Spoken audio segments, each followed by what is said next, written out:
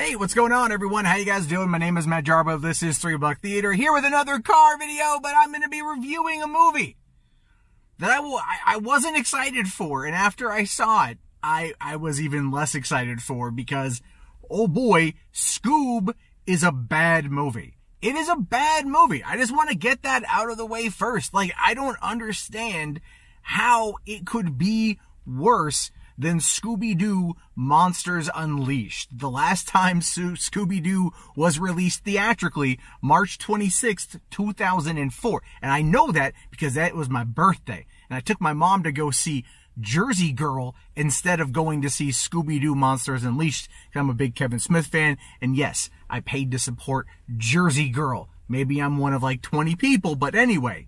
So Warner Brothers, following, or at least attempting to follow, in the success that was Trolls World Tour, at least being reported by Universal and how much money it's claimed to have made, which was around $100 million in profit, that's the wording that they use, take that with a grain of salt. Warner's is like, well, we've got this animated movie. Why don't we go and put this damn thing on VOD? Except instead of renting it, we'll sell it for $20 and people can go and get it. Or I think $25. I was just I'm in a Walmart parking lot right now and I just saw the code to buy it. I think it was like $25. Maybe that's Walmart's cut. I don't know. But anyway, I picked it up yesterday and I watched it with my kids because I was like excited enough to see it. The trailer looked terrible, but I was like, maybe the trailer just was bad. No. The movie is bad. We're going to get into some spoiler territory here, just so you know. I want to make that abundantly clear, because apparently the last time I didn't clearly emphasize spoilers, it made children cry. Okay, still waiting for confirmation on that one, but hey, whatever, let's move on. The movie literally opens with it being on Venice Beach and to the soundtrack of California Love by Tupac and Dre. Nothing says commercialism, of 90s gangster rap like putting California Love as the first thing you hear when watching Scoob. And it takes place in modern day when young Shaggy is all alone and he ends up meeting Scoob and they become BFF, and then it just kind of transfers over to them on Halloween and they meet the rest of the gang when they solve a haunted house issue, like a haunted house, but it's really just a front because the dude steals like TVs and Blu-ray players. It makes no sense why the guy would be swinging around his house on cables scaring children if it was a front for, an electronics theft. It makes no sense to me. It just makes no sense. But they decide, hey, we solved this. We realize that there's no supernatural stuff here, so let's go and let's do this again. And then we fast forward to the Mystery Machine and the gang and all that jazz. And they end up getting hired by or they get invested into, which I thought was kind of weird, by Simon Cowell, who just kind of randomly pops up in these animated movies. Like, he was in a Shrek film, just a random cameo appearance, and here he is in this movie. And I'm like, for one, it's terrible animation. Simon Cowell looks like the living example of what you would assume a Simon Cowell sex doll would look like. One of those like weird latex covered skeletons that you're like, it still probably has more personality than Simon Cowell, but still. And then they end up kind of booting out Scooby and Shaggy because they're not like marketable enough. And then let me stop right there and say, for one, I do want to point out something that I liked was the opening credit sequence, which was just a CG recreation of the original show, except they had the soundtrack, the song, done by a different band, and the band sucked. I don't even know who it was. I don't even care. But when you hear it and it's like, this is not the original music, I should have known when I was going to be in for some bad stuff. Never mind the blatant commercialism from California Love in the first like 30 seconds of the movie. And I just want to also say here, I don't want to go into the full plot essentially, but the movie, it absolutely feels like it was made by a committee and not by an actual filmmaker. Like, this movie checks the box of so many things, Scooby-Doo related, that you can tell it's not made for kids. If I had to summarize Scoob, and I know I'm doing this in the middle, if I had to summarize Scoob, I would say that imagine The Big Bang Theory and who its core audience is. And that's what Scoob is for. The Big Bang Theory is a nerd show, but it's not loved by nerds. It's loved by the elderly or people that are, boomers, essentially. It's aimed at the boomer audience. This is a Scooby-Doo movie that is aimed at kids through the marketing, but its core demographic is going to be parents and grandparents who grew up watching the show and are going to love the constant nods to nostalgia. Now, as a person who does like nostalgia and does love those kind of references, yes, I found the movie to be very charming and funny on that front, and it did have a couple really good laughs that it got out of me. There's a couple moments that I really liked, but the core story just made so little sense. For one, you've got the characterizations I think were pretty spot on. I liked Zac Efron as Fred, Amanda Seyfried as Daphne, Gina Rodriguez as Velma. She's no Linda Cardinelli, right? But at the same time, she did a good job. Will Forte as Shaggy was good, but then again, I've been watching the Willoughbys on Netflix every day because my kids love it, and Will Forte is the main voice in that too, and I like him better in the Willoughbys because it's more like Will Forte, who I happen to very much like as an entertainer.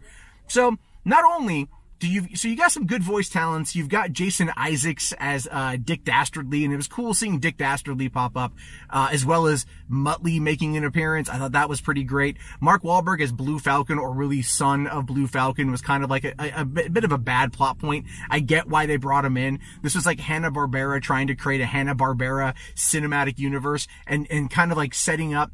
It's imagine if Marvel went straight into Avengers. That's kind of what this movie was. You had Ken Jeong as Dynamite, who I liked. But then again, I happen to love Ken Jeong and practically everything I see him in, so there's that. But the story is Dastardly is trying to steal these three skeletons, these three skulls that can open the door to the underworld, as created or at least as locked away by Alexander the Great for some reason, who now had mystical powers to get to the underworld, which is really just a vault for treasure. And Muttley's stuck in there, and he's trying to get Muttley back, which I thought that was kind of a cool little angle, a little different approach to the storytelling. Was the bad guy's got his best friend. His best friend's trapped. That's why he's doing it. Okay, cool.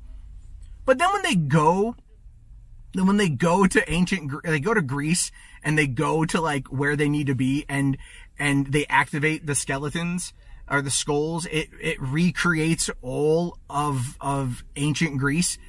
All of Alexander's place, and it just recreates it, and then they get a key to open. It's there's no mystery in the movie. The show was always about mystery. There was no mystery here. Everything was pretty much just kind of handed to the audience. There was no point where you're asking yourself, what were they doing? They were just explaining everything to you.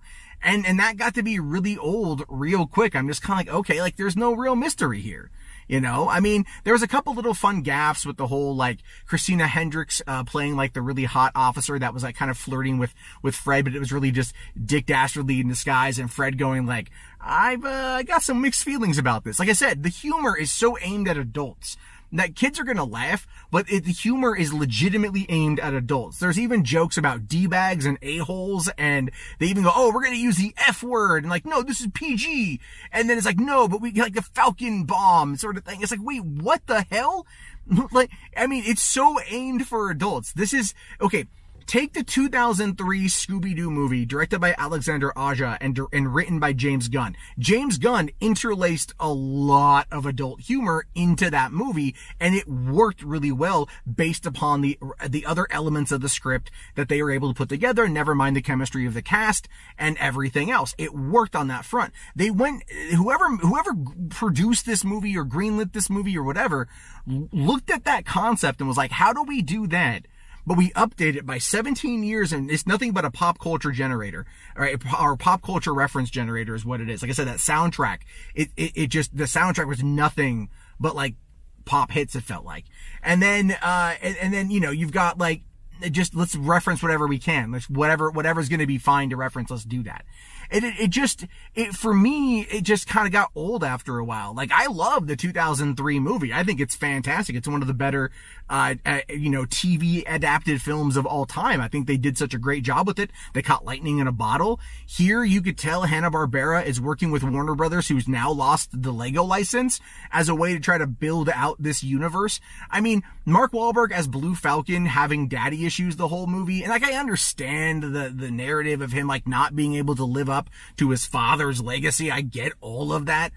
But still, it was like, they just like took away Blue Falcon and they just made him kind of like a wuss until the very end. But it's Mark Wahlberg, and so I always have a soft spot in my heart for Mark Wahlberg. Like I just love Mark Wahlberg movies. I just always do. So I kind of overlooked that, but still, as part of his characterization goes, it was pretty bad. The movie was just a mess. If if I'm just going to summarize it, there was a couple good moments in it. The animation was nice. Frank Welker as Scoob. You know what, man? Like, look, I know people love the fact that they got, like, the voice of Scoob for a long time to do the movie, but it didn't fit. It just didn't fit. Like, get someone else in. I did love the reference to Kiersey Clemons in the beginning of the movie when we first meet Shaggy. That was pretty cool. But then it starts with Shaggy listening to like a whole bunch of songs about being lonely, and then it cuts over to him listening to like an NPR style podcast about trying to like find yourself and find friends and try something new. And it just felt like Onward did very similar things with Ian writing notes down and stuff. But this movie just felt like they were trying so hard. The movie just, that's to summarize the movies. It just tried too hard. It doesn't know who its audience is for. It says it's aimed for kids, but it's clearly aimed at an older audience. I think they're hoping that once this hits HBO Max, because that's where it's going to go here very, very, very soon, that people are going to be watching it, and then people are going to be, like, the adults are going to come back to it, and the kids are going to come back to it, and who knows, it could do well on HBO Max, but that's kind of where I see it going. This movie would have bombed in theaters. It would have bombed in theaters, but on streaming, it will do okay. I think people are going to rent it, kids are going to want to see it. Parents who grew up watching Scooby-Doo are going to want to check it out. People who grew up watching the 2003 and 2002 and 2004 movies are going to end up, enjoying it as well. And, there's all that. Like, I think they're going to want to watch it to try to see something good, but they're just going to be ultimately disappointed like I was. Will I watch it again? Yeah, if my kid asks for it, she's 2, so maybe not. She did enjoy the movie, so I might pop it on for her. But it's not going to be something I go back to watch because I want to see it. Like Onward, I've watched that a bunch of times now because I like it. Trolls, World Tour, saw it a couple times and I had it rented, really liked it. There's other movies out there that are good to watch. The Willoughbys, for example, on Netflix is phenomenal, beyond phenomenal. It's great. This one, not so good. Just not so good. At all. Anyway, your thoughts, your opinions, let me know down in the comments below. If you guys got anything else you want me to check out and review, let me know too, because I got a lot of free time right now, at least in the evening. So I'll talk to you guys later. Everyone have a great day. Thanks for watching, and peace out.